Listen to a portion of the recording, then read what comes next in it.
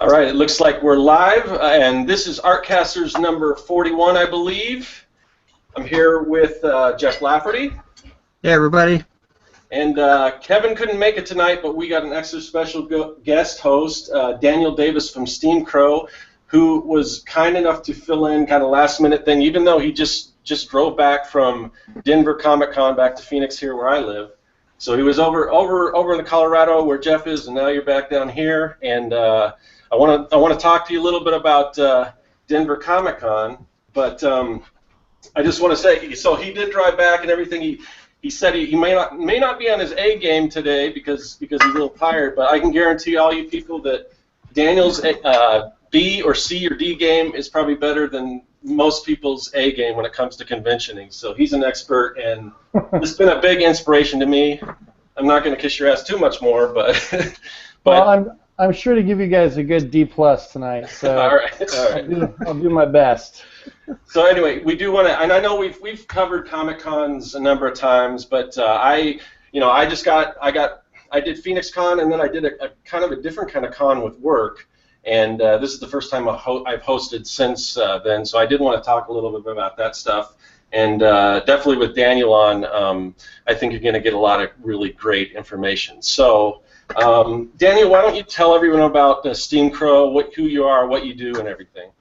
Okay, well, I started a company with my wife Donna, and we're artists, of course, and we do we do books and T-shirts, and we design a whole manner of things. But we're really weird. We're really different than most folks at shows. We've never really been the same as anyone else. So we kind of we make up our own approaches to how we do things. Like, for example, we have the Monster Scouts, which is our fan group. It's a group of people that, we do campouts together. It's our community, really. And so we have badges and uniforms. They invented, uniforms they wear to events, and so they kind of became our street team.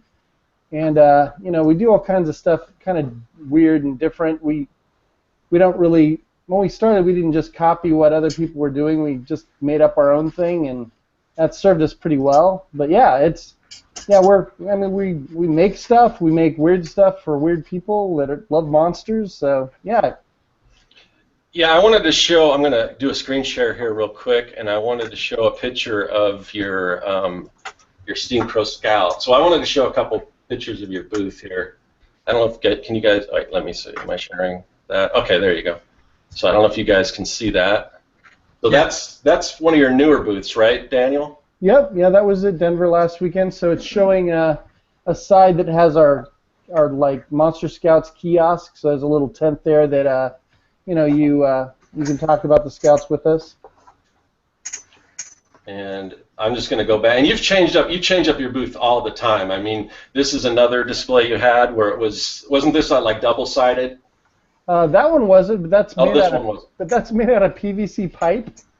Back in the pipe days, back before we used photo stands, we made this crazy thing out of PVC pipe, and it was nuts. But like it had really nice curved edges, and it was real big and weird, and it took hours to assemble and break down. I'm sure.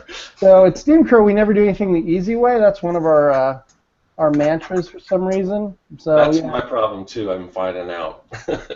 Well, though, if everybody does things the easy way, then everyone's going to be the same. Yeah. And I'm going to show you. So these are the Steam Crow Scouts. So, I mean, to me, this whole idea was just ingenious, and it sounded like you kind of stumble upon this idea? Because I mean, you've been doing conventioning for a while, or were you aware of this as something you wanted to do? You just had to build the fan base, or? Well, it came down to this. About year 5, I realized that our brand wasn't sharp enough. Like, it wasn't defined enough. Steam Crow doesn't mean anything. I mean, for me, it means steam-powered scarecrow. But if you don't know that, you don't know that, right? So it didn't have enough of a focus. So I was really struggling for a few years to go, what are we? Because, I love vintage design, I love Halloween, I love monsters. And so my answer at first was, oh, it's all these things squished together. But, that isn't it's kind of an alien thing. It's not sharp enough as a brand. So, a few years ago, well, 2 years ago probably, I thought, it would be kind of cool to give people rewards for supporting our brand. Like, hey, you bought 3 prints. By the way, you earned a print collector badge, 3. And I just thought of that simple idea of a rewards thing. But what happened was better, is that, so if you're going to have this scouting program, I wrote a story about what it was, about this farmer that gets struck by lightning in 1903, and it hits a scarecrow, wakes it up, and the scarecrow, the steam crow, teaches the farmer that there are monsters everywhere and they need help. So he starts the Monster Scouts. So I write this story just for fun, right? Just so it has context to what we make. And what happened was, is these people, our people, started doing things like making up costumes. They started wearing scout uniforms. And that was, I didn't think that would ever happen. So at first when they told me they were working on costumes, I'm like, what costumes? What are you talking about? So I had to kind of define it for them and say, well, we need to have some uniformity. But anyway, it's awesome because now these people are our agents, it shows, and, they're activists for us out in the real world. So it's weird, but that's great. It stands out as different. Yeah, what's cool, because at convention you're so used to seeing cosplayers, but now I find that I'm seeing people dressed up as Steam Crow Scouts, which is, it's while the Harley Quinns are running around promoting Marvel, or the Deadpools DC, or the Deadpools are promoting Marvel, the Steam Crow Scouts are out there and they're promoting Steam Crow, it's just awesome. It's genius. Well, it's necessary, we're a tiny brand, and again, I could never have even, believed that anyone would do this. So I'm really glad they like the idea. So yeah, it's astounding to me still. The thing too, though, is it's authentic. Like I was a Cub Scout. I love monsters. I try to, while it's solving some business problems for us, it also is something that I enjoy. So that's first and foremost. I sincerely really like our people, so it was a chance to spend more time with them and all that. But I think it's a real big part of where we're going. So that's neat. I wanted to kind of go back to what you were saying as far as Steam Crow, because I talked to you. I think it was after the last Phoenix Fan Fest, and you had mentioned how the kind of sort of changing the branding where, and hold on one second, because I must be just clicked on you for some reason.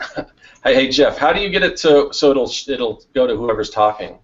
Oh, well, just click that same thing again, and then it'll unclick everybody. Oh, got it. Okay.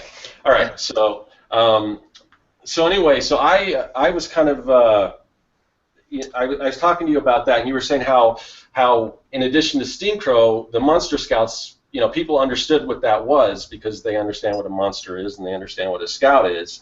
So I kind of did the same thing with Serkworks, and I was doing this. I was doing this prior, but I hadn't really brought it into the conventions where it was instead of just Serkworks, because what does that mean? But right. Serkworks Art Lab, because people know what art is and they know what a lab is, and then under that it would say Mad Science Supply.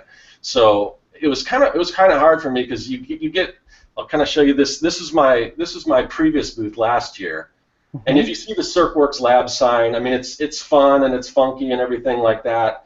But I got a lot of people saying, "What's Sewer Works?" Because the pipes and it looks kind of like a kind of funky sewer and everything. No. So yeah, so it wasn't really easy for them to get what this was about. And that's kind of the problem, because I've got a pitch for every single one of my products, but it'd be nice if I didn't have to pitch stuff. If they could just get it just by looking at it. So right. So this is the latest one.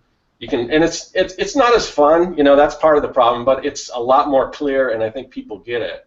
So so sometimes you kind of have to kill your baby, so to speak. Things that are really fun, but if they aren't working, then you kind of got to move on. So right. So that was and I did get a lot of people that's they would say Mad Science Supply or Serkworks Art Labs, and it seemed like they were getting it, which was cool. So Yeah. Yeah, you almost may end up doing the opposite, where you put Mad Science Supply Company at the top. yeah, And Serkworks subservient to that, because that's the most kind of understandable line there. But yeah, whatever. yeah. But then you run into this thing with, well, I guess it's not that big a deal, but everything is branded. All my, if you find me on social media, it's all Serkworks, Sure. So, but I don't know. It's tricky yeah. stuff. Yeah. How did So, you? Yeah, go ahead, Jeff. I was just gonna say, how did you get started with all this, like just going to cons? Is that like your primary business now? Is just cons, or was it like on the web, or Yeah, what? the cons are our entire business. I don't do freelance. Yeah, so yeah, it's my and my wife's full-time job. So we got started because I moved to Phoenix in 2004. 2005, I went to San Diego Comic-Con as a fan with her for vacation, and I didn't. At that point, I felt like I was it was too late for me to make a living as an artist. I just thought it was too late, because it's like 35 or so, and you see these artists like James Jean or whatever that are 10, 15 years younger than you, and you're like, those guys, they have a dream, and they're magic. I was convinced that the people that were behind tables had some kind of wizardry about them that I did not have, and we met all these indie artists. This is back when most of Artist Alley was, people making their own content. And in San Diego, largely is. There aren't as many fan artists there that are doing that stuff. And anyway, we got really inspired by a few of these guys. One guy in particular, Sanjay Patel, who works at Pixar.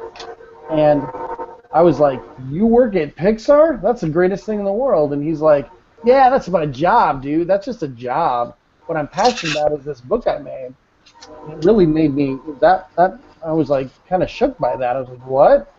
And my wife, after we bought all this stuff, my wife's like, you could do a haiku monster book or something, and it was like a gift. Her just suggesting that I could, make something that could be at a con was kind of unbelievable. So I went home. Yeah. So my goal was, I had this audacious goal. Next year I'll be at San Diego Comic-Con with my own table. And I went home and somehow did that. I wrote and illustrated a book and submitted to those guys, and they approved it, and I had the book printed, and so that's how we kind of got started. And then we started from zero, where we were blessing fans one at a time. Yeah. And during all this time, I had an online store, but it wasn't terribly active. But we've been blessing people in person for the most part. That's really cool. That wasn't really that long ago when you think about it. I guess 10 years now, but still, yeah. Yeah, I mean, so neat. we got lucky too, because that first year I had a small press table at San Diego, and at the end of the show, we go to re-up. You go to give them all their money back, and you go. Yeah. So I said, hey, we should get a booth next year, because you know what? A 6-foot table is too small. It's too hard to get somebody's attention in 2 steps. And she's like, no, that seems risky. And I'm the risk taker, and she's conservative, so we kind of balance each other. But I was like, come on, we've got jobs. If this fails, big deal. We'll have a table again. And thank goodness we did, because that year, we got a booth the next year, and the waiting list was like 3 years long instantly. And then after that, it was 6 years, and so it is, however many years it is now. Yeah. So I have a lot of friends that are still in small press. Yeah. And, we've got a double end cap, so 2 booths, and a 3rd booth on the side at San Diego. So it helps, That's wild. I mean, right off the the next con, you go right to like a booth right out of a table. Well, the next year, yeah. Well, the first year. Next year, Yeah. But also, dude, I was very aggressive. I knew there wasn't a lot of time to waste. I was getting what I felt like was a late start, and it was time to go. Like, let's go. So Yeah, I knew from all the previous things I'd tried that waiting around for it wasn't going to work. Awesome. So how long, I mean, how long before you started like hitting like a lot of cons then after that? Because now you went to San Diego. I mean, did you just like immediately like I'm on the road all the time, or did it take a little while to build up to that, or what? Yeah, it's all building up. The year 1 we did 3 shows. Yeah. Year 2 and year 3 probably 6 shows a year.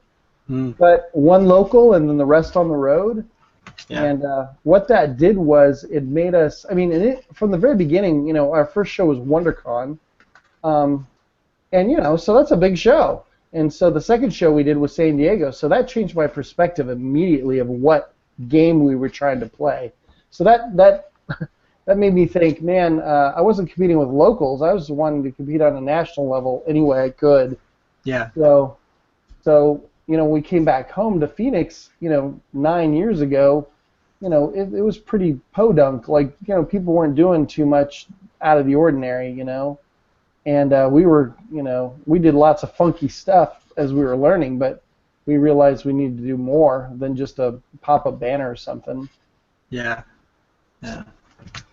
That's pretty cool. Did you, like when you were started out, I'm sorry, I mean, go ahead. No, go ahead, Jeff. Just out of curiosity, like when you first started going to cons, were you like, because you said you kind of started with like a book. I mean, was it like a webcomic at first, and then you kind of made it into a book, or was it, I mean, when did you start kind of going from, like, I don't know if you started at comics, but kind of like more like products? Because I noticed like when I saw your booth out there, you know, in Denver, you guys had like a lot of like products. Yeah. Type stuff, you know what I mean? Rather than just being like, here's my book and here's the stuff that is around my book. You had like all kinds of different stuff, you know? Yeah. Well, first off, I knew that I could not. I knew that a $3 comic or a $5 comic wasn't going to cut it. There was no way I was going to make money with a little book like that. Yeah. And I knew that for us to continue doing this, we had to be solvent. We had to turn a profit. So what we did is we started off with a monster haiku book, so just an illustrated alphabet book. That was a $20 price point because, you know, I thought, man, turning 20s would sure be better than turning 5s. Yeah, And you know, but it cost us. I think we bootstrapped that ourselves. So, you know, no fan base, nobody knew about it, and we invested, you know, $5 or $6 grand to have that book printed. And so, but I had a job, so again, if it failed, you know, it was, you know, an expensive thing to fail on, but, you know, we'd live, you know, we'd still pay our rent, so we did that, and then a few years later, I started doing a web comic. I did Monster Commute for a few years, which is, the website's all jacked up now, but monstercommute.com, and I did that for 2.5 years.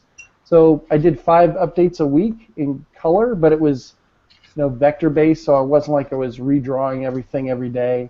Yeah. Not everything, you know. And so it was my cheat to try to do a full-color comic 5 days a week while I had a job and a big commute. So wow. It was rough. And so what happened is, I burned myself out on it. After 750 strips, I'm done. So yeah.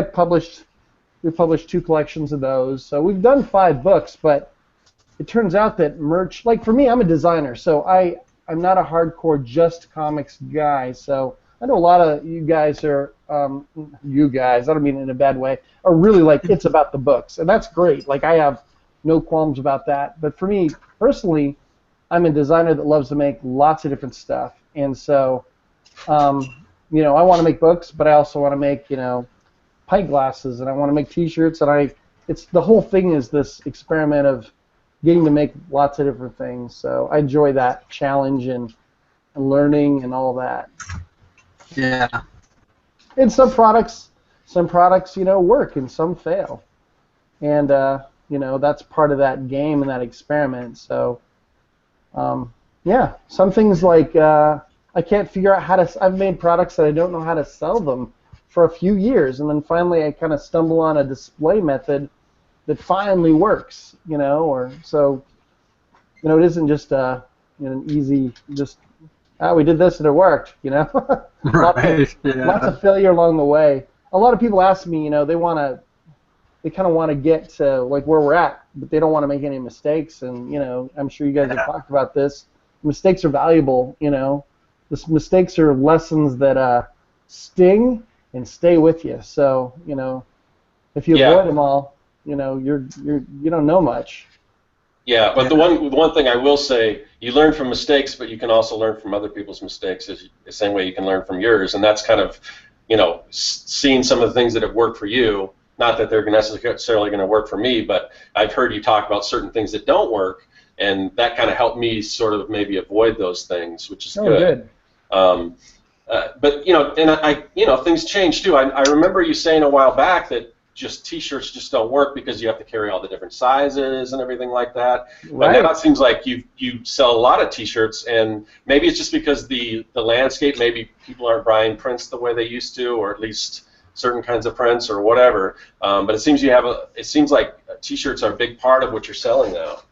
Yeah, no, you nailed it on the head. So the marketplace has become a lot more disruptive. Like it's changing fast, and it continues to change a lot. So you're right. When I started, so I was a screen print artist for 7 years. That's kind of how I cooked my foot into being a graphic artist. So I had gone to school.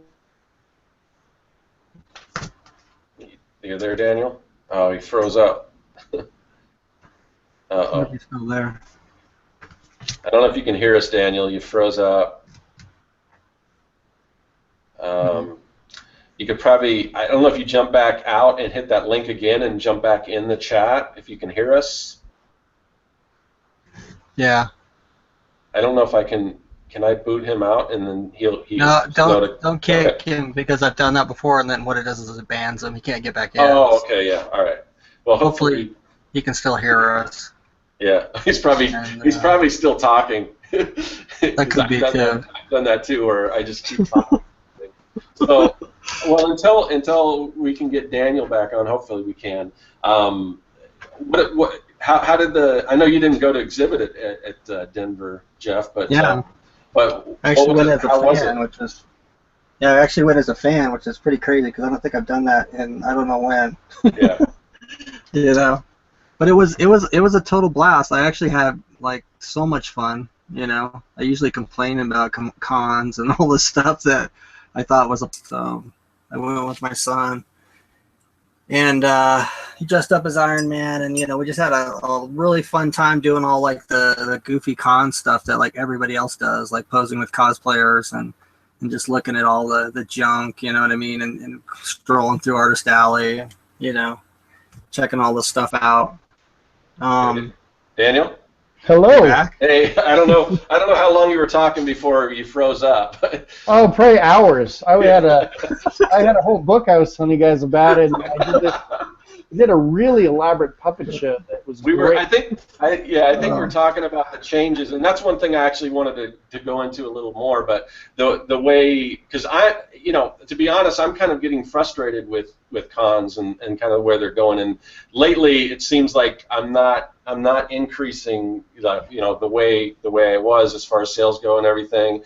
Although I've got more products and things like that, and I'm actually looking at other alternatives right now to Comic Cons. But I wanted to kind of get your take on where you think, being in this con business. So, is it 15 years now, or how long have you been doing cons? 10 years. Okay, so you've seen the changes from back when, I mean, my earliest introduction to cons, not exhibiting but just going, was back in the 90s, and just seeing the differences and all these cons blow up and kind of the shifting what people are interested in and everything like that. So I just want to get your take on where you think cons, where they're going or where they're at right now, or So I have a patented doom and gloom approach to this. So I don't want to be Mr. Gloomy, but from my point of view, I see a death cycle for indie and small brands at cons. And what I mean by that is that there's a cycle right now where conventions are compelled to bring in the biggest guests they can. They are. They have to be. You know, almost every show that isn't Monsterpalooza, you know, has to. You know, they're bringing in, you know, bigger and bigger celebrities, and the customer base is demanding it. So what happens is then the attendance grows, and then they make a bigger floor to pay for all these bigger guests, and then they charge us more for booths because the attendance is up. And what happens that I found for me personally is that these new attendees are less likely to buy our products. So it feels like this cycle that I don't think a con is gonna stop. You know, I don't think they're gonna stop inviting media guests. And if I had a con, I probably wouldn't either. You know, but it's a cycle that I don't see fixing itself. Like, it doesn't seem healthy, and it doesn't feel like something that's gonna just magically improve. So Denver Comic-Con was one of those shows for us. I'll just jump in there, I guess. But Denver has been one of our best markets. This is our 5th year there, so we've loved it there. It's been an amazing market every year. It's been awesome, and it felt like there was a lot of awareness for screen print art, and, you know, an appreciation for art prints and art itself. And that evaporated this year. I mean, not entirely, but we had the worst year after year totals I've ever seen. Like, Denver has been on a really great growth vector, and it went boom. It went down a lot for us. I mean, we still profited, but man, I mean, like a 40% drop in sales. Wow. Just brutal. I've never seen that in any other market. And I've got some theories of why it happened, but I think it sort of comes down to I'm not really blaming Stan Lee exactly, but no. Right to the top. Here we go. No. I'm gonna get you, Stan Lee. No, not that. But you know, there's been a lot of pent up marketing for Stan in that market. Like, he's never been in that region. And, you know, for more than 2 years, maybe 3 years, he's said yes, he'll come to the show, and then he cancels. And this year he didn't cancel, and so I think what's happening is that my fans are probably a little more casual than the people that want to get Stan Lee's autograph. So the show sold out, and I could not make my people, I think, couldn't get tickets. I don't know, but it made a big impact. So my transactions were all solid. Like, the people that made it through the door, they were great buyers. It was awesome. I just did 1/2 as many transactions. So that's terrible. So, you know, I, of course, am, you know, beating myself up on what I could do better. And I still am right now, trying to, you know, figure that out. But on the other hand, too, you know, it's a tough one. Yeah. So I've got you know, a lot of last year was this sort of crashing, and that's why, you know, you were asking about T-shirts earlier, and I probably did my puppet show. Yeah. But you know, the reason I'm doing T-shirts is because I'm doing 1/5 of the print sales I did historically. You know, like, prints were half of what big prints. Just one category of print was, you know, half of my sales I've ever made of everything I've ever sold. And, you know, that has evaporated, and it just so happens that I had done some shirts, and those shirts carried me through, and so we decided to jump all in on that. So yeah, so again, what I was starting to say is, I was a screen print artist, and I thought the shirts were going to be our thing when we started, and it wasn't. No one wanted our shirts back then. I had Steam Crow on the shirt designs, kind of hidden in there, and they were like, yeah, I like the shirt if it didn't say Steam Crow on it. And so I had to develop some strength in our brand before, you know, people now like that it says Steam Crow. They don't mind, but it took some years to build that up. So yeah, I think I'm bummed about Denver, man, because it was awesome, and, you know, if I can't turn it around next year, I'm out. I'm done with that market.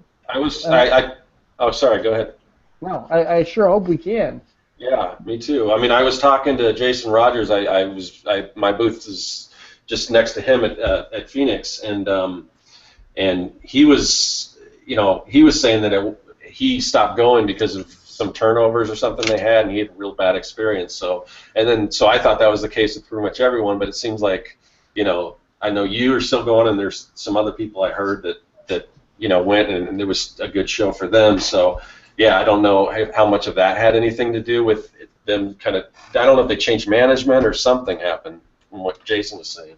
Well, yeah, there were some founders that, this is kind of a common story with these shows sometimes, or businesses, right? So the founders create something and they get booted out. So the founders were good guys. I liked them a lot, but yeah. I think 2 of the 3 ended up getting pushed out for whatever reason. So, I don't know the ins and outs of that stuff, but and Denver still has a lot of growing pains in terms of like how they handle load in, load out, and stuff like that. But I like that it's about the pop culture classroom, comics of the classroom, and that's why we decided to go in the first place. And like I said, it's been a terrific show. I love the city. I like the attendees, but this year all those art buyers got turned into fair goers. Yeah. It could have been a Wonder crowd, WonderCon crowd. It was just different. Yeah, it's to me, and obviously I'm a way like smaller scale and everything, and I've been doing it for way less time, and I do a lot less shows. But I'm it's like it's a struggle sometimes lately with just it seems the way the cons are going, and I mean I can put all this time and effort into really making this spectacular display and everything, and with creating my own products and things, and then you see a guy just pop up next to you just doing fan art, and he's going to outsell you all the time. It's so I mean, but the thing is, I mean, I know there's value in what I do, and I know there's a niche market for what I do, and I see that at shows. It's a very small percentage, but like when I exhibited a show, I mean, the people that just go nuts and that just buy tons of stuff from me, they're all like science teachers or they're engineers or they're in that space. So I'm looking at exhibiting at so next year in LA, and this travel, it goes to different cities each year, but there's the Science Teachers Association conference in LA, and it's a little more to exhibit there than a Comic-Con. It's about 2 or 3 times as much as you would pay for like a booth, but I don't know. I think I'm gonna risk it and try it out, because I think just because I can see if I just multiplied those people that are really into my stuff, and if I go to where they are, I think I could do well. So I'm looking at stuff like that. I'm looking at I don't know, makers fairs, or I don't know, things that. Have you ever looked into any the design conventions? More like, I don't really sell this kind of stuff, but like designer toys. It seems they're more interested in more independent stuff. I don't know, but that's the kind of stuff I'm looking at. Sure. So to topic 1, I think you're wise to do what you're doing. I think what you've locked into for your brand is good. I think it's got a great focus. So yeah, you got to hook in now to those people, and I think Comic-Cons aren't nearly as easy as they used to be for a whole bunch of reasons. I'm not convinced that the fan art guys with the giant walls, the fan art print guys, are turning a lot of bucks these days. Why? Because there are so many of them doing it. Phoenix Comic-Con had 500 Artist Alley booths. I would say that 90% of those are going to be fan artists selling prints primarily. If we're all food vendors and we're all selling tacos, man, sell ice cream cones, sell something else. So I don't know. I mean, I think they're all getting some sales because it's easy and recognizable. But again, is your Doctor Who print the 50th best I've seen today, or the 40th, or the 200th? I don't know. I really noticed. Sorry, but I really noticed that at Denver also. Just the amount of like the walls of fan art prints. Just from 2 years ago when I was there, it seemed to triple. It seemed like the whole freaking place was just full of that stuff. There was just nothing else hardly. Yeah, man, and my prints have totally collapsed because of it. But I think theirs have too. So, and the thing is, what we're seeing in Denver is everywhere. Like, this is everywhere. There's not a market that isn't this now. It used to be I'd go to Artist Alley at WonderCon, and half of what I'd see was original, and half would be fan art. Now you're kind of, 1 in 10 maybe is doing something interesting, and Yeah. but I mean, there's lots. I mean, it makes sense to try to be different, though. I mean, just from a business perspective. But yeah, so going to other kinds of events, that's great if you can identify them. Yeah, do it. I know there's a company called Flex Comics here in Phoenix, so they do workout clothes that are kind of fan art T-shirt stuff, but I think they kill it at workout events. Like athletic. I don't know what it is, like muscle events. Fitness, I guess. Huh? Fitness. Yeah, fitness. That's the word. I don't. If you look at the shape of my body, you'll notice that I don't know what fitness means. But yeah, so why? Man, they're like the only guys there with anything like that. So that's brilliant. So it's tough though, I mean, it depends on what your focus is, For us, we have Keen Halloween, so it's a show I started with my wife, and then we've recently partnered with Phoenix Comic-Con. The whole point of that show was to invent a show that I fit in better than a Comic-Con.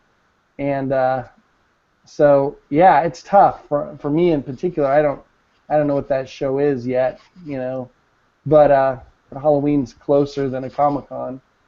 But yeah, I don't know, man. I think the con, I think just the con market for indie artists seems to be getting tougher and tougher. Another big reason is the celebrities are charging quite a bit for signatures, and if you're leading with that as your marketing message, it just perpetuates a cycle. And so more and more, you're going to attract people that want to, celebrity stuff. So yeah, it's a bummer. Are there still any cons that kind of gravitate more to independent stuff at all? Like, I don't know. I know Ape has changed a bunch since, at least from what I've talked about with, I guess they've moved around and things like that. And I know, even Tucson now, they were trying to start like a alternative press thing in Tucson, and I don't know. Is there? There's a few scattered on the East Coast and a few over here on the West Coast. There's SPX and Mocha and a Staple and a variety of them, but from what I can tell and from the research I've seen, I did Ape like 5 times. They're indie focused. Just there's nobody coming. The buyers aren't there. The interest isn't so much there. So it's sadly you can go and you might be able to turn a profit, but it's not easy. We finally had to dump Ape because it just wasn't.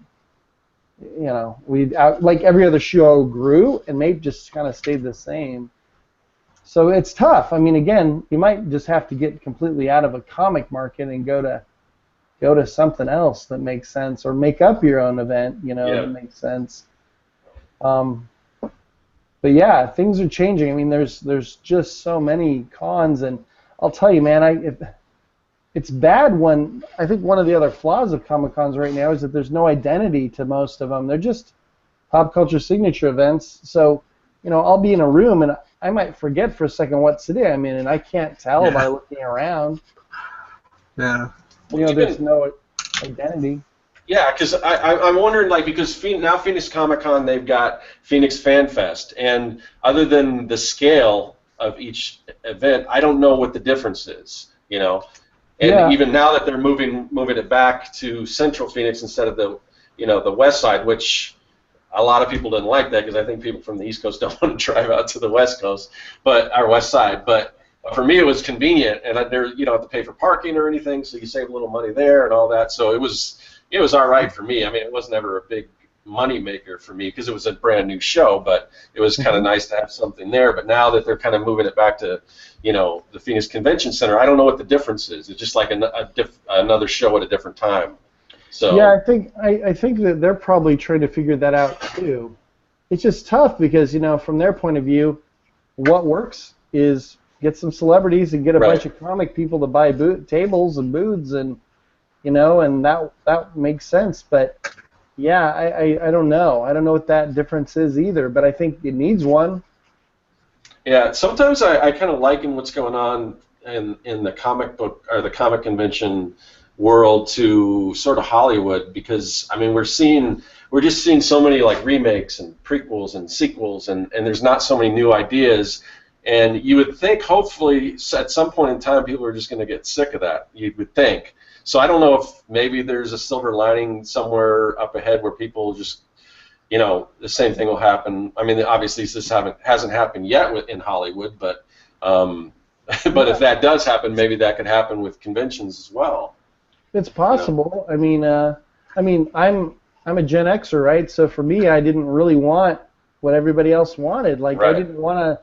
When everybody got on my band, I wanted to move on to another band. And today, right now, everyone's like, we all like the same thing, yay! And Right. not everybody, but the majority of the masses. And it's cool. Like, I mean, I'm glad this geek stuff is popular, but they don't look too far beyond the movies and the movie characters they recognize. Right. Yeah. I noticed in the chat there was a couple people talking that we kind of missed. But the Zach Davis asked a question. He says, is it better to be a jack of all trades as opposed to a master of none? Like, I made shirt prints that sold better than coffee mugs with the same graphic. Should I stay away from the mugs altogether? Anybody got any comments about that? I wanted to hear Daniel's opinion on that, but also I had a kind of a similar question that I was going to ask him too. So, you there, Daniel? Yeah. So I don't know. You got to be true to, like, if you could find a connection between your brand and your maybe property, then maybe some of these products make more sense. I try to use the shirts to subtly tie into some of the other movements that I'm doing, like our Scout stuff. So some things are, if you know about the Monster Scouts, then this product has more meaning than to just somebody that comes up and buys it because they like the design. But yeah, I don't know that you want to just go and do everything. Maybe there should be a good reason, but it's also great to be the only guy in the room selling the thing. So if you're the only person selling ironic coffee mugs at a show, then maybe that's worth considering. It really depends on what you're trying to do, like what your overall arching thing is. If it's just to make cash, then yeah, I don't know. I don't know what that answer is, but if you're trying to build a brand, then you might choose products that align with some of those brand values you have. Yeah, I was going to kind of, and this is similar, but as far as the one thing that I like that you do, Daniel, and this one thing that I try to do too, is I like to have a variety of different items and products, and of course I want all that to fall under the same brand and be recognizable under that brand. But sometimes I'm wondering, and the way kind of the shows are going for me, I'm wondering, well, is it just too much choice? Is it too many things to look at? What if I just simplified and just did one thing? And I know some people do real well, just you can look at this thing and say this person does this thing, and maybe it's just a certain kind of design print or something like that. But I don't really want to do that because I like doing all kinds of different products and everything. But sometimes I'm wondering if that choice is just having all that is more confusing than just something to simplify. Yeah, maybe. It's just that with our fan base, I think people are said, well, I already have enough of prints. Now I want this other thing. But the newcomers might want this print. They always want something new, and so you need to answer that as well. What's new? That's a tough question to be answering all the time. Yeah. So I mean, in light of kind of where your kind of gloom and doom theory, where do you kind of see Steam Crow going as far as, I mean, you're in a better position because you've been able to build a fan base and everything like that. But and I know you mentioned Keen Halloween and everything like that, but you know, and I don't know if there's things that you're thinking over that you don't want to make public yet, but well, kind of where do you go? What do you think? Knowing this, what direction are you going to go in? So my overarching goal in the whole world is to make things I like for people that I like. Right. Okay. So that's my dream in life. So it might be it might be 10 coffee cups next year, and it might be whatever it is, resin cast masks, in another time. But this community that we kind of stumbled on and have been creating is, for us, I think the future of what we need to do. So what that means is that, like, if I get enough scouts to show up at a show, so right now, I don't know, they're not hundreds of us. I mean, it's a small group, but like, we get, I think we got 60 or 70 in costume at Phoenix Comic Con. There'll be a certain point when that's 200 people or 300 people, and we have proof that we have a draw, and we might be able to utilize that to get into booths in the future as guests. Well, that would sure make a big difference, because me and Donna this year, we've put out $33,000 or $36,000 in booth fees for 2016. It's ridiculous, and that might help. But one of the things we do with our scouts is we do campouts. So picture this: I give a con money. We'll give a con thousands of dollars, and they sit on that for a year. And then a year later, I come back and I try to win it back. Yep. Well, yeah, and that's not so great, right? So with the Monster Scouts, we do campouts. We're starting to do these creative campouts. So we rent out a space, a campsite, and then we sell tickets to this for people to camp with us, and we have all these experiences they do and whatever. So when I show up to that campout, we're not in the red anymore. We've actually made a little money. Like, we're not losing money from day one. Well, you know what? That makes me relax so much versus having to worry about all the money we've got to try to win back. So that makes it a lot more fun, first off. And then, we'll set up a camp store with our products. And so we have a dedicated, we have our dedicated attendees that, maybe like what we're doing, and we're the only store there. So I think that there could be a time when, maybe we do 5 creative campouts a year, 5 of these shindigs, we call them. One in each region, a year would be awesome, and that would be a real game changer, and I could escape most of the shows that aren't awesome, and really alleviate some of that risk. So I think that's where we're going. Is I'm trying to find a way to translate our fans that are casually coming to us and buying from us once a year into having a better experience with us at one of these campouts, and pulling them out of that con, because a lot of our existing fans only want to, they just want to see once a year to buy a button, and that's fine, but if cons collapse, I'm toast. So yeah, this kind of reminds me, because that's one of the other things I wanted to talk about, because I mentioned, I did Phoenix Comic Con, and then right after that we had a convention for the company I work for my day job, and I'll kind of go into that briefly again, what I do. So I work it's a direct marketing company. We sell like paper products. Our main core thing are like rubber stamps, and that's what I design. I design different like rubber stamps, whatever, different holidays, all kinds of different things. I'm drawing something different every day. But anyway, so we put out like, I think this year, and we're growing. And we put out I think we're going to put out 6 catalogs this year, but they do their own convention. We do our own convention, so that's what I went to like right afterwards. And I wanted to, one of the reasons why I was real curious how this thing went, just to kind of compare it to Comic Cons. And of course it's very different, totally different demographic. It's very, the one thing you can't say about Comic Cons is there's a very diverse group of people, whereas this is mostly middle-aged to I women, is the core group. But the way they set it up, I learned a lot, and it's probably a lot of stuff that I kind of wish you were there to kind of see it, because I think in the position you're in with the camping trips, I think you could get some ideas from this. But just the way. So my boss, or the president of the company, is very charismatic, and he's kind of the creative idea guy behind the company and everything.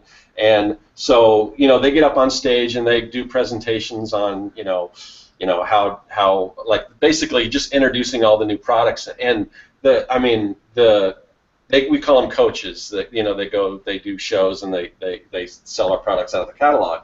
But they just go nuts, and he teases everything. So it's like, would you like to see this? And he's real slow. Well, I don't know if you're ready to see this yet. And he does a lot of this kind of stuff. And the anticipation is just amazing. And obviously you can't do this. I wanted to see if I could take something away from that. But you can't really do that at a convention without being like a carnival barker. But when it's your convention, when you're the company that's holding the convention, or like a camp out trip, just introducing new products and things like that, and making kind of this spectacle out of it. It was really cool, and it was we had we've got professional videographers, and they did a whole presentation of how the catalog came together, and they've been filming this for the past year, and they would show like, and it's cool because they would show when they released a big catalog, and then they released like a holiday catalog. And I did a bunch of Halloween stuff, and it was kind of like, I got to do, it was kind of like, I don't know how the style was not exactly, but sort of similar to like a Tim Burton-esque style. You would probably love it, Daniel, but it was like, like, I don't know what you call it, like candy goth, that kind of stuff. But anyway, so they showed on the big screen, they showed this ghost design, this little ghost stamp. It's just this kind of cute little ghost holding a candelabra and a sucker, like these little trick-or-treaters. And, they just went nuts over it. And then they showed this witch design I did, and they went nuts over it. So it was really just cool to see how they built that anticipation and constantly teasing these new products and things like that. But I don't know, I just kind of found it fascinating. Wow. Yeah. So I don't know. It's kind of almost like what he was just kind of talking about, where he's like saying, like, trying to make his own con, or like, camping trips, and you were talking about trying to find like your own venue or something. It's kind of like, go to a place where like your fans are or something. I don't know. Kind of interesting. Yeah. So it just just that that fan base being so loyal and being so just loving the brand and loving the product and everything. I just kind of liken it to, I can kind of see something like that at one of your camping events and everything. It's like, do you when you have your store, do you unveil new products at the events or anything like that? Because you've got that captive audience right there. Yeah, that's definitely our plan for this next one. We're gonna do another one here in January, I think. Well, it's either January or February of this year, and we didn't for the first one because we were just trying to figure it all out, right? So after that first one, we really learned a lot from what more we wanted to be able to do. So the thing is, we could sell products, right? We sell products now, but I want to be more than a purchase. I want to be more than a product to somebody, and so that's why we decided to create some of these experiences, where it's the products support this universe that isn't hidden in a book now. It's a story I tell at cons. It's a story we tell around the fire, and it's all like evidence of this monster world, and the scouts themselves are contributing content. So it's a whole nother thing. It's than what we've been doing, and it's really terrific. But yeah, I think that is definitely the next phase. Is we saw it at first as like a chance to really commune with our people, right? The people that are most excited and interested in what we're doing, and spending the first event of the year with them felt meaningful, just to kind of spend some time, thank them, be a part of it. But yeah, now I think we definitely will use it to go, here's something new. We made some exclusive things for them at the event, but there'll be more of that too. It's about making these people feel special, because they are. They're our people, so we super appreciate them. So. Yeah, and I saw a lot of this at this convention for my job, my day job, and they would have exclusive things. There's definitely benefits to going there, and they would have freebies and things that they give away, and anyone that they had like 2 different color pom-poms. If you get a green one, you get this freebie or whatever, and they would do all this stuff, and then they would introduce these bundles, and of course, right after each session that they would do, they've got the store set up, and you can go and pick up these bundles, so you get a good deal on these packaged things, but it was really, like I said, I mean, it was making these people be a part of this vision that the president of the company had. So I don't know. It just seems similar to what you're doing. Yeah, that sounds amazing. I just that sounds fabulous. I need a team of people to work on this. Yeah. That's the hard part, man. Well, they do have some funding and stuff. So yeah, it's tricky to do all this stuff. Being an indie artist, just that is really tricky. How to fund your own stuff, how to find the time to do it. All those things are big challenges. Yeah, but it seems when you have that group of people they're part of this, that it seems like they're always willing to help you self-promote, and they're advocates for the brand. And I don't know what the situation is with the people that help you out at your booth or whatever, but you've got like tons of people there helping you, at cons and things like that. I mean, those were just friends, and then now it's friends that are scouts, so yeah, they put us up sometimes in their house so we save money on travel. Wow. Yeah, it's crazy, but yeah, that's who helps us now. It shows. So yeah, and I have badges for this. This sounds silly, but we have badges for people that help us at shows. We have badges for people that come to our house and help us bag prints or bag T-shirts or prep badges or whatever. So we reward them with products. They get credit and they pick out what they want. They also get exclusive badges that have some status to them because they're special. You can't just get them. You can't buy this badge. You have to earn it. So I don't know. It's kind of crazy, but there's more work for Steam Crow to do than Donna and I could possibly do at this point. Yeah, it's just amazing what you guys are able to do, because even when I was doing this full time, of course I was always doing freelance stuff, but yeah, I mean it's a lot of work. I mean, and I'm a workaholic, so I mean, but even with that, there's just never enough time to do all the things, and it's just amazing what you're able to put out there. Oh man, thanks. It's it doesn't feel that way at all. Like here's an example. I had this idea that I wanted to make monster ID cards. So they'd be like, you'd keep these in your pocket to see which monster it is you're encountering right now. And I started them 3 years ago. And 3 years ago, a guy in Denver, a great guy named Michael, he's a card collector, and he saw that I had 3 of them, so he's like pushing me to get these cards done. But he would send me an email once a month, Daniel, how are those cards coming? And it took me until 6 months ago that I got the cards done. And I have so many projects like this that are probably frustrating for the people that know, but that that they're started but not finished. But yeah, sometimes it just does. It just takes time. It takes a lot of time. It takes longer than it seems it should. But when you're juggling a million things, it's just how it goes. I mean, today I did taxes for 5 different locales. Jeez. And that's a real life suck right there. And and that's the thing, you have to do. A lot of people don't, and I didn't. When I was young, I mean, I just had no idea, what it meant to be an artist. That you couldn't just draw. I guess you get a job for a studio or something and do that. But I mean, if you kind of want to make your own things, I mean, it's just. You have to be everything. You have to be the accountant. You have to be the marketer. You have to be the graphic designer. You have to be everything. Yeah, you do today. I mean, if you want to be your own thing, and just comes with the territory. I mean, you could be. I've seen a lot of guys that are super talented, killer skills, and they're kind of waiting for the career to happen, and they're mad that it's not, and you kind of have to do more hustle than just being good, unfortunately. Do they deserve a great career? Yeah, I think so.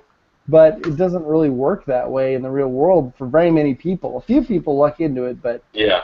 they're kind of the rock stars of the world. So, Yeah, that's what because I always say, a so-so artist that's a great marketer is always going to do better than just amazing artist that isn't, unless and there are exceptions to every rule, obviously, like you said, but it's sad and it's unfortunate that there's so many just brilliant artists out there that just no one discovers, because going back. And I'm sure Jeff can attest to this too, but as a comic book artist, when you're starting off, you just think it's just going to be so easy. You're just going to put your stuff out there and everyone's going to love it and they're just going to come to you. Somebody's going to come along and discover you at some point or something. Yeah, Stan Lee's going to come knocking on your door and Stan Lee! Yeah. Well, the unfortunate thing for Stan Lee and, the good thing for you is that he's probably not going to be around that much longer to kind of wreck your con experience. He's getting up. I didn't say it. No. I said that. That's horrible. It'll be on my blog tomorrow. It'll be on Comixology. This is like a live show. We can't even edit that out. Man, you're in trouble. I love Stan Lee. I love Stan Lee too. Well, why did you wish him ill? I didn't wish him ill. I'm stating a fact. I don't know. He's getting up there. No one lives forever, so. But I'm pretty sure he can afford to have his life extended. He probably could, yeah. He's been an android since '86. That's right. Well, what? I just out of curiosity, you mentioned that con. I didn't realize that you did your own convention, the Keen Halloween. Is that what you called it? Yeah. How hard is that? That sounds like really hard. Yeah. We do things the hardest way possible. So it was super hard. Yes. I had this crazy idea that we could start our own little event, and we'd bankroll it for not a lot of money, but we still had to spend a few $1,000. And it was maybe one of the harder things we've ever done. It was super hard because I was pretty much, me and another pal, he kind of helped me out trying to plan it all. But I built the website myself. I did interviews of every vendor, and then because I thought, man, if I was at a show, when I'm at shows, I wish there was a way to feature the artists. I wish I was featured. Also, we decided to feature all of them. So we did interviews for each person, and that took time. I had to find. It was tough to find people. I didn't want just anybody. I wanted a curated show, and I think that's one of the flaws with Comic-Cons is they're not curated at all. So I think there's value in a floor if you curate it. Yeah, and you just wanted the best people like Serkworks, so. Exactly. And he made his awesome booth, I think, there for the first time. So it was really hard, and so the reason I stopped doing it was because of stress. The last, few weeks or month before the show, I would go to bed. I would get up in the morning and work on the show all the time until 11 at night, and then I'd go to bed and I'd wake up at 1 in stress, and I would just get up and work again. Yeah. And so I did that. So I was getting 3 or 4 hours of sleep a night, and I need more than that. So after 2 of them, they were all successful, but they were small. I'm not gonna inflate them. There were 700 people there as attendees, but I felt pretty good about that. But now we're partnering with Matt Solberg from Phoenix Comic Con, and now there are 10 people working on the show a lot, and so I think that's going to help a ton. And I'm just doing what I care about. So I design the graphics, and Donna and I come up with the themes. So we pitch them. Here's a dozen themes, and they pick the one they liked, and we designed around that. So every year has a different theme.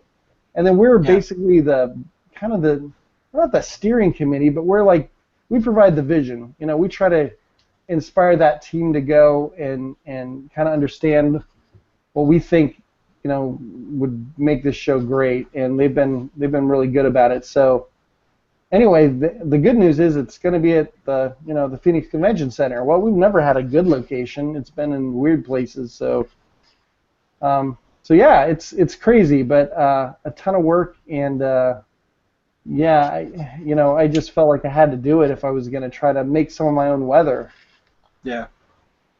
Do you know kind of where they're going with it as far as like what kind of exhibitors they're going to have, or as I didn't get any like, and I don't know that my stuff kind of fits that anymore, but I didn't get any like anything like, oh, do you want to exhibit at Keen Halloween or anything like that, or is it that kind of show, or is it strictly, I don't know exactly where they're going or with it. Okay, so we're looking for people that have a Halloween, right, year-round a Halloween brand, right? So they have some kind of bent that is, some aspect of Halloween. It could be a little more horror, it could be more rubber masks, it could be makeup, it could be, anything like that. And so we've given them we gave them the list of all the previous attendees, or not attendees, exhibitors, and they went from there. And I don't know, how that all worked, but what we're doing is we're, as people, they basically apply, and then I don't want it to sound snooty, but like we kind of vote and determine, what level of Halloweenness are they bringing to the show. And so that's really what we're looking for is, there are a lot of people that are willing to just become whatever the show is, but that's not who we're looking for. Right, so, exactly. So we've seen a whole bunch of knitted Doctor Who characters, and that's cool, but like if you're going to apply for a Halloween show, show Halloween stuff, and it's been surprising how many applications show nothing Halloween at all. Right. Which is, just kind of fundamental, if you're applying for a science show them science stuff. Yeah. I think people are... Go ahead, Daniel. Sorry. No, go ahead. I was just going to say I think people are so used to a con where, here we've got Phoenix Comic Con, but really what percentage of it is comics, So I think people are just so used to, well, it says it's a Halloween thing, but we probably can show whatever we want because that's the way, the typical comic convention is. Right, and so in our mind, that does a disservice to the attendee. So we want to make sure that when you come there, you're going to see Halloween stuff that you haven't maybe seen before, and also, just make that floor have value. Like, wow, this is exciting that, we've got this assembly of all these people that are doing spooky or whatever it is stuff. So, yeah, that's the hope, that's the thought. So, what's exciting is that we've seen some applicants that have never been to Phoenix that are great. Lots of really good folks. So yeah, we'll I think it'll be by far the best Keen Halloween we've ever had, just because there's a marketing team and an operations team and all these people that are more than one soul doing it. So yeah, I definitely want to go just to attend the con, check it out, see kind of what it's become and everything. But me too. I have no idea what to expect. I mean, it sounds bad, but you know what I mean. Like, it'll just be to see because I'm not the daily operations of the thing, and gladly so. The Phoenix Con crew, they'd be my first pick of who I'd want to partner with. So really they run a good show. I mean, despite the fact that they've got to make money, so they have to do what they need to. I mean, I think they do really well as far as any time they have an issue or a problem, they address it. I know there was some issues with the heat, which they don't have much control over, and I think Matt addressed that, and and it seems that the next year, anytime there is an issue, they're always trying to correct it, whether it's load in or whatever. So, I think the folks at Phoenix do a really good job. Yeah. So anyway, that's exciting. So Keen Halloween, the vision of it is to have more than one a year. So this year we're going to do one in Phoenix, and if we can make that a success, maybe we'll do 2 next year, and we'll do 3 the year after that in different cities. So we'll see. We'll see if that works. Who knows? Now, I'm just curious. Because I mean, and this kind of goes into, I noticed I like their tagline, whereas it's like celebrate Halloween twice this year, because the idea, you could explain this better than me, but the idea is that you do it early in September so people they can go to the workshops, they can learn how to do, Halloween decorations and learn how to put on this great Halloween, so the next month they'll have enough time to do that. I guess if they start expanding to other cities, would they be able to run simultaneously the same type of convention in other cities, or would it be at different times, or do you even know that? It'd probably be different times. I think they all won't be able to fall in September. So, Right. so yeah, it'll spread out. I mean, I have a feeling that we would, avoid November through January. I think we probably avoid those dates. But anything beyond that seems fair game. I mean, you have horror shows already. There's an LA Halloween Fest in August. I think it doesn't really matter for the hardcore Halloween heads. Okay. So, yeah, I mean, obviously, in front of Halloween is ideal, but we'll see how it all rolls out. I don't know.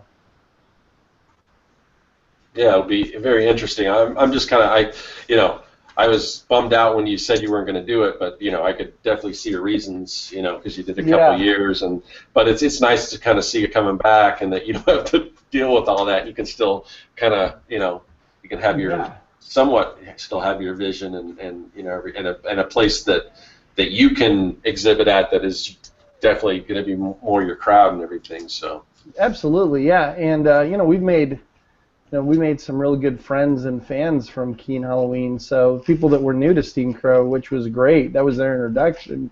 So that's all awesome. But yeah, it should be fun. Awesome. Yeah, that is cool. I don't know if you had. Go ahead, Jeff.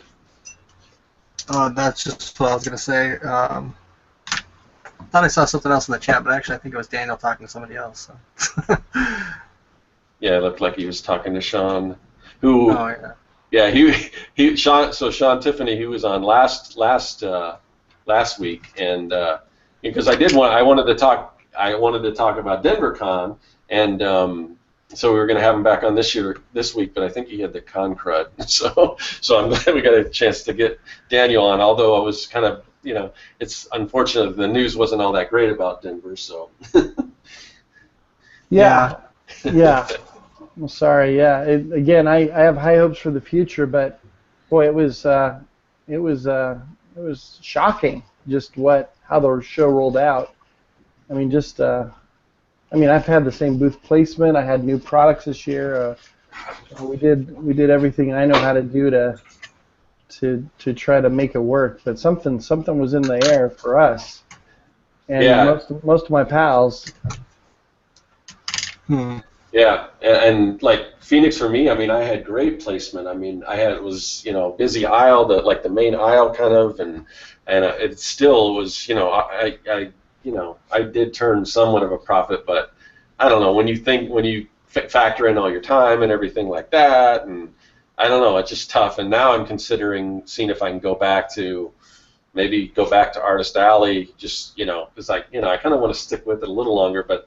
The previous year was okay, and then they kind of raised the prices, and then I'm like, well, I'm going to stick it out in the vendor area one more time, and I'm still kind of wondering. I mean, and I know you're in the vendor area, even though you're selling your own original stuff, but you've been doing it for a while, but for me, sometimes I wonder if people understand that I'm not just a store, I'm not just reselling this stuff, that I'm actually the creator, and I don't know if being an Artist Alley. Yeah. I don't know if being an Artist Alley would help that, and I would, because I went from the first year I exhibited at Phoenix, I was just one single table in Artist Alley. Then I moved to the booth and did pretty well there, and then but just it didn't grow really after that. So now I'm thinking, I don't know, maybe going back and getting two, because I think I can do 2 tables and have kind of the same amount of product. I don't know. I walked through Artist Alley, and there was a lot of traffic. It may have been too much traffic for the size of the aisles, and that I just don't know. I'm debating what I want to do now. Yeah. Well, yeah. You kind of have to think about. You have to balance all those needs and everything with also, what's your long-term plan and goal, right? So, right. You may have people going, "Oh, what happened? Why is your booth so small?" And that's not, that's not great. But that's not a good enough reason to also keep a giant booth if it's not working. Right.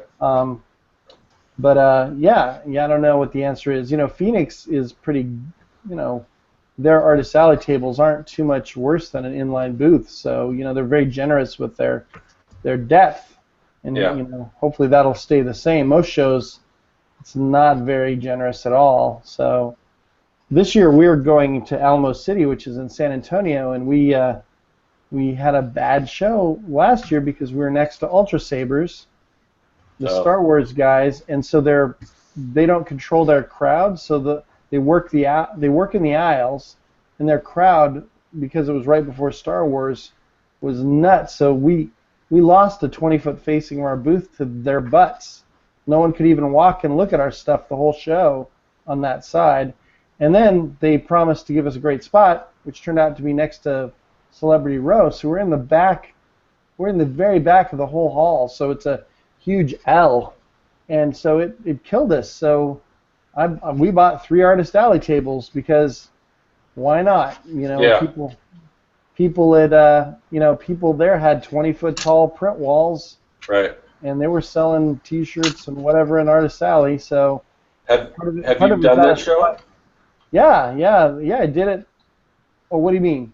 Have you done the show yet where you're going to have the 3 Artist Alley tables? Because okay, I'll have to talk with you after that because I'm curious how that'll work for you. I don't think it'll do as well as a booth normally would. It won't. It's going to go down, but they treat the placement is a lot worse for a booth, Right. So Artist Alley kind of gets prime treatment. So I don't know. I think it's probably a one more and out sort of thing, but we thought we'd give it a try, and we like San Antonio. It's a cool town, so. But man, being next to Ultra Sabers could be a real downer because, I told the guy after the show, I'm like, yeah, I never want to be next to your booth again, and he said, yeah, everyone tells me that every show. Oh man. It doesn't. Yeah, I was like, yeah, because there's just certain things like there should be something against working like out in the aisle like that, and like the year before this year at Phoenix. I was behind, I think it was Xenoscope Press or something, and they've got this large, like double-sided banner that if I would have known how big it was, I would have raised my display up. But double-sided? Double-sided banner, like on so right above I could probably, I don't know if you can see it. That's terrible. Yeah, here, I'll do a screen share. You can't see the whole thing, but hold on. So you can kind of. Can you see that up? I cut off some of their thing, but you can see how it goes up there. And I had people come in, and my stuff couldn't be any more different than what they're doing. And I had one guy looking at the comic, and he was like, yeah, I like this, but I don't, that thing you were doing with this other thing, and he starts going off of these characters that I'd never heard of, and oh my gosh. I don't know, like I said, it's so different, but I think at these comic conventions, there's just so much stuff to look at. People just don't discern what is what. It's like you can make signs. You can make signs that are so like this is what this costs, or this or this is what this is, and just people don't pay attention. I don't think it's because they're stupid. I think it's just because there's so much stuff. Yeah.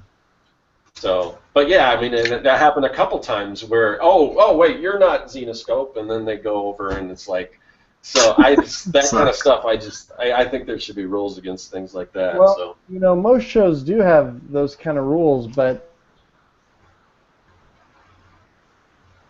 Looks like we may have lost Daniel.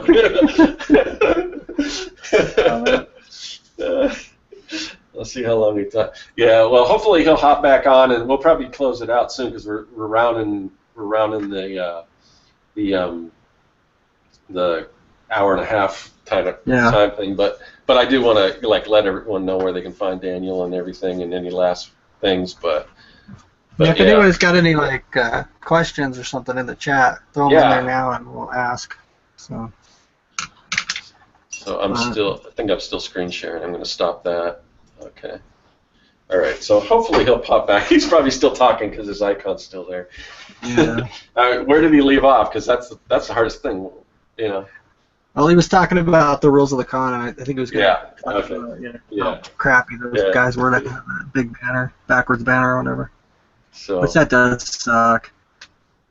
So when you were at Denver, I assume you stopped by Sean Tiffany's booth and everything. I bought his book. I haven't had a chance to read it, but it came in the mail, so it looks really good. And I didn't really go through the chat, but okay, he dropped off. Maybe we'll pop back in. But it sounded like he was doing good. Like, at one point, I saw him post on social media. Oh, and maybe Sean, you're still in the chat. I don't know, but it sounded like he was getting close to selling out, which is awesome. Yeah, I think he did tell me that he sold out of at least one of the graphic novels. That's cool. Which was really cool. So it worked for him for sure. Hey, Daniel. Man, I'll tell you, man. This Google Hangout punches my computer in the neck. Really? So we were talking.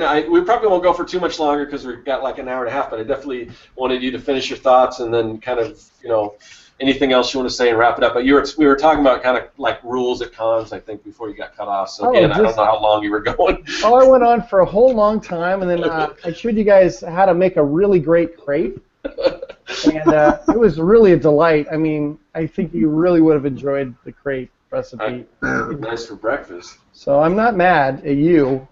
No, anyway, sorry.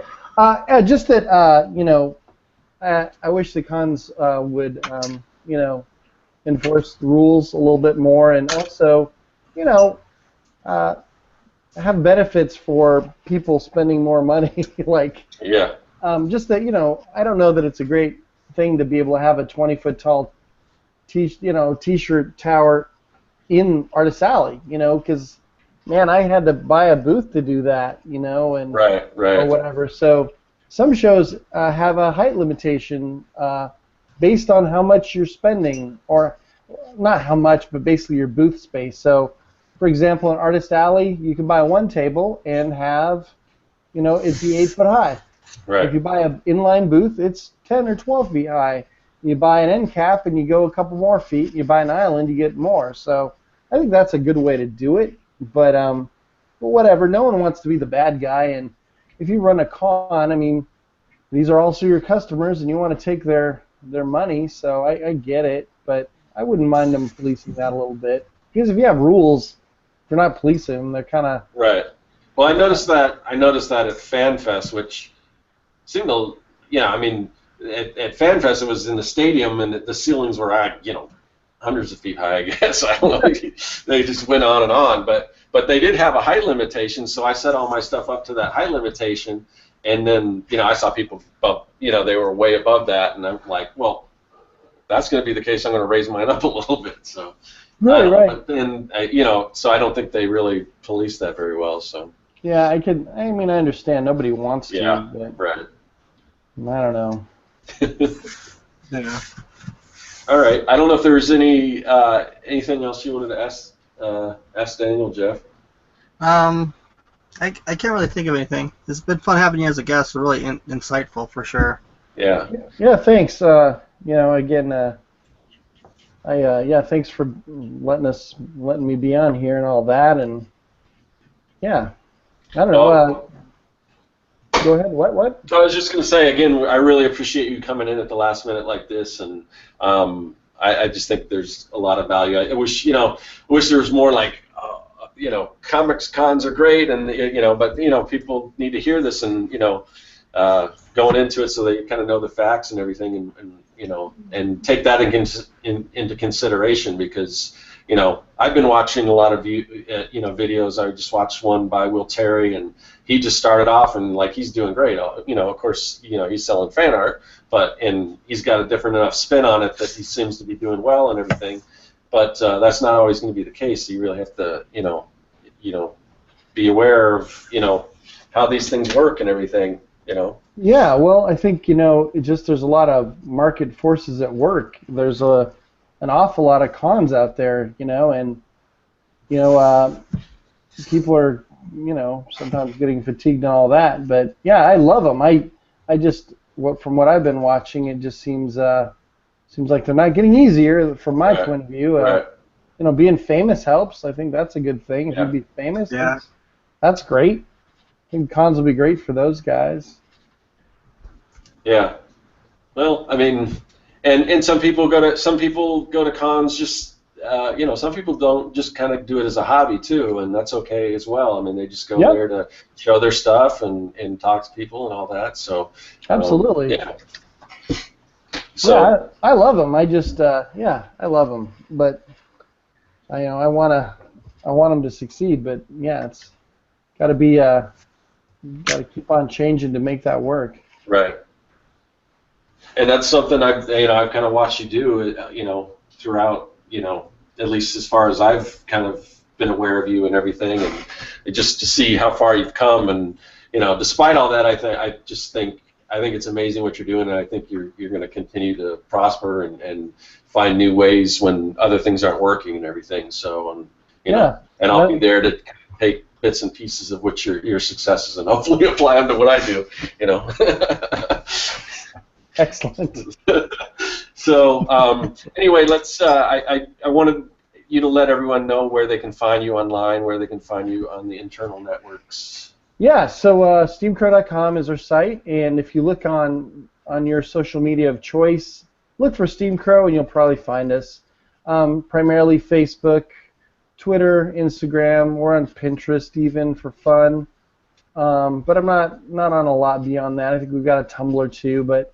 Yeah, Steamcrow. Look for that on the internet, and yeah, we appreciate our people. And you check out the Monster Scouts at monsterscouts.com, and we have a Facebook group as well that's called Monster Scouts of all things. So look for that, and you can see what we're all about. And it's a good, it's a cool group of people. I knew that our people that supported us were really special, cool, interesting people, and the Scouts is one way that we make it so they can meet each other. So anyway, thank you guys for letting me babble on and have my computer crash 6 to 12 times.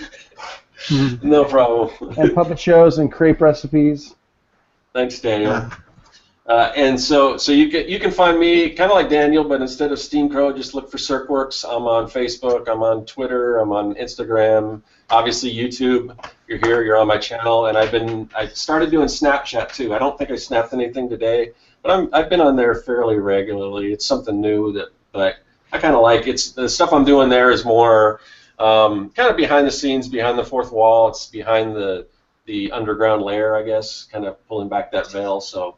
You get to see some, candid stuff, so it's kind of fun. And Jeff, go ahead and you can tell everyone about the mailing list and all that kind of stuff. And yeah, there's a mailing list. The link to it is down below the show, and it's good to sign up on it because the show rotates between my channel, Scott's channel, and also Kevin Cross's channel.